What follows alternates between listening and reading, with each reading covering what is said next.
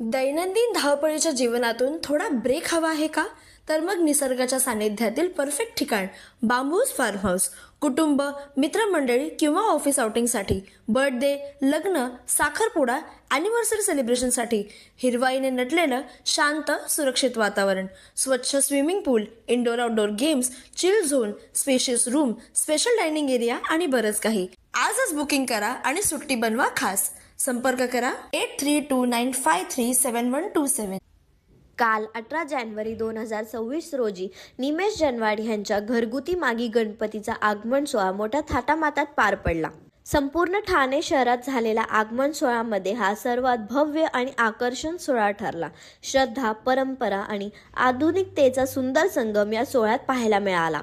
या आगमन सोहळ्याचा खास आकर्षण ठरला भव्य फायर शो. तर RDX साऊंड्स अँड लाईट्समुळे संपूर्ण परिसर थरारक आणि भक्तिमय झालं. शिवांकृती ढोल ताशा पथकाच्या गजरात वातावरण धुमधुमून गेलं. तर वर्ली बीचच्या तालावर तरुणाई उत्साहात थिरकत होती. आपण बदलापूर न्यूजच्या फेसबुक लाईव्हच्या माध्यमातून बघितलंच असेल की यावेळी आमदार किसन कथोरे, नगरसेवक राजेंद्र घोरपडे, नगरसेविका प्रणिता कुलकर्णी, अण्णा कुलकर्णी सोबतच अंबरनाथच्या नगर अध्यक्षा तेजश्री करंजुळे पाटील यांची प्रमुख उपस्थिती होती.